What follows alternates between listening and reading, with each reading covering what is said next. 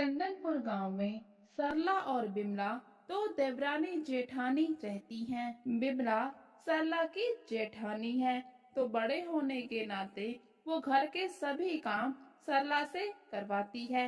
सरला एक नरम स्वभाव की सीधी सादी महिला है। बिमला, जो कि एक बहुत तेज स्वभाव की महिला है, साथ में ही बहुत ही लालची और कंजूस भी है। बिमला सरला से रिश्ते में बड़े होने के कारण उस पर पूरा पूरा हक जमाती है। वहीं दूसरी तरफ सरला, बेचारी सरला एक सरल स्वभाव की सीधी सादी महिला है, जिसकी शादी को अभी 5 साल हो चुके हैं, लेकिन उसकी अभी तक कोई भी संतान नहीं है। लेकिन इस बात से सरला कभी भी उदास नहीं होती। उसको अभी भी अपने भगवान पर पूरा भरोसा है कि वो उसके साथ कभी भी कुछ भी गलत नहीं करेंगे। वहीं इन दोनों के ही पति शहर में रहकर काम करते हैं। कभी कभार एक आध महीने में घर आते हैं। दोनों देवरानी जेठानी घर का काम निपटाकर चूड़ी बेचने के लिए गांव से बाहर जाती हैं। बिमला के कड़क स्वभाव के होने के कारण उसकी चूड़ियां सरला से कम बिकती हैं, जिसकी वजह से वो सरला से बहुत जलती है। बिमला किसी भी ग्राहक से अच्छे से बात नहीं करती, जिसकी वजह से सभी ग्राहक सरला के पास चले जाते हैं और सरला सभी से बहुत ही अच्छे से व्यवहार करती है, जिसकी वजह से सरला की चूड़ियां हमेशा ही बिमला से ज्यादा बिकती हैं।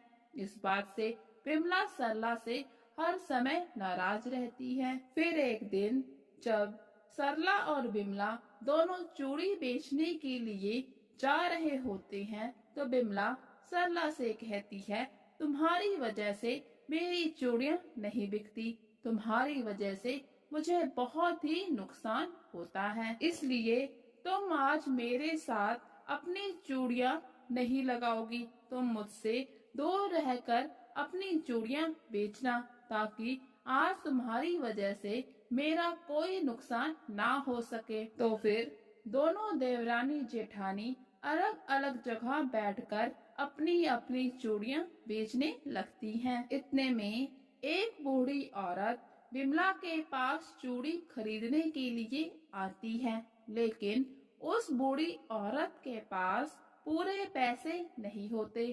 वो बूढ़ी औरत बिमला से विनती करती है कि उसे कम पैसे में ही चूड़ी दे दे, क्योंकि वो अपनी बेटी से मिलने जा रही है। उसको चूड़ी देगी तो बेटी बहुत ही खुश होगी, लेकिन अभी उसके पास पैसे नहीं है। तो इस पर बिमला उस पर बहुत ही गुस्सा हो जाती है और कहने लगती है कि अगर तुम्हारे पास पैसे नहीं है तो फिर तुम यहाँ क्यों आई हो? मैं तुम्हें इतने कम पैसों में चूड़ी नहीं दूंगी, तुम यहाँ से चली जाओ। तो बूढ़ी औरत वहाँ से चली जाती है। आगे चलकर वो बूढ़ी औरत सरला के पास जाती है। फिर वो सरला से कहती है कि बेटी, मुझे 20 रुपए में ही चूड़ी दे दो, मेरे पास पूरे पैसे नहीं हैं और मुझे अपनी बेटी के घर भी जाना है, उसी के लिए ये चूड़ी लेकर जा रही हूँ। सरला को उस बूढ़ी औरत पर दया आ जाती है और वो उसको चूड़ी दे देती है। इस पर बूढ़ी औरत बहुत खुश होती है और वहाँ से चली जाती है। लेकिन जैसे ही शाम होती है तो वो बूढ़ी औरत सरला के पास फिर से आती है और उसे एक सोने का कंगन देती है और ये भी कहती है कि ये सोने का कंगन तुम्हारी कमाई में हमेशा ही बरकत करेगा, इसे हमेशा अपनी चूड़ियों के साथ रखना। सरला भी इसे बूढ़ी औरत का आशीर्वाद समझकर अपने पास रख लेती है। लेकिन ये सब कुछ उसकी जेठानी बिमला भी देख रही होती है। सरला को उस बूढ़ी औरत ने सोने का कंगन दिया है, ये देखकर उसको बहुत ही जलन होती है। फिर उस बूढ़ी औरत के जाने के बाद वो सरला के पास जाती है और कहने लगती है, ये सोने का कंगन मेरा है, क्योंकि ये बूढ़ी औरत पहले मेरे पास आई थी। फिर सरला कहती है, लेकिन आपने उसे चूड़ियां नहीं दी थी, उसको चूड़ियां मैंने दी थी, इसीलिए उसने मुझे ये कंगन दिया है। बिमला सरला की एक भी नहीं सुनती और उससे वो कंगन छीन लेती है।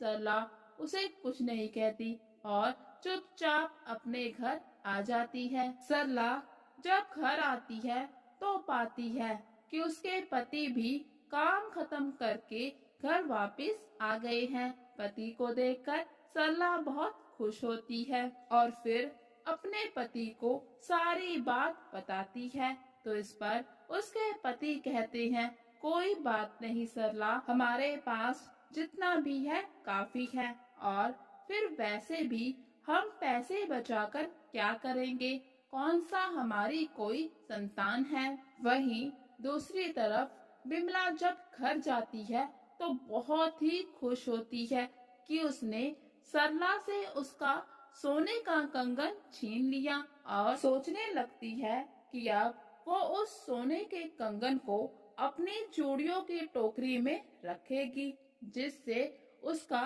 चूड़ियों का व्यापार बहुत ही तरक्की करेगा और वो बहुत ही जल्दी अमीर हो जाएगी। लेकिन जैसे ही बिमला सोने के कंगन को अपनी चूड़ियों की टोकरी में रखती है तो देखती है कि सारी की सारी चूड़ियां जलकर राख हो गईं। बिमला ये सब देखकर बहुत ही उदास हो जाती है और समझ जाती है कि ये सब उसके ही कर्मों का फल है। उसने सरला के साथ बहुत गलत किया, इसीलिए उसके साथ भी इतना गलत हुआ। बिमला ये सब होने के बाद बहुत रोती है, लेकिन अब रोने से कोई भी फायदा नहीं होने वाला। बिमला को ये बात समझ में आ जाती है कि सोने का कंगन सिर्फ और सिर्फ सरला के लिए था और वो जाकर सरला को वो कंगन वापस कर देती है और साथ में ही सरला से अपने किए हुए बुरे व्यवहार के लिए माफी भी मांगती है। उसके बाद सरला और बिमला अच्छे से हंसी खुशी प्यार से रहना शुरू कर देते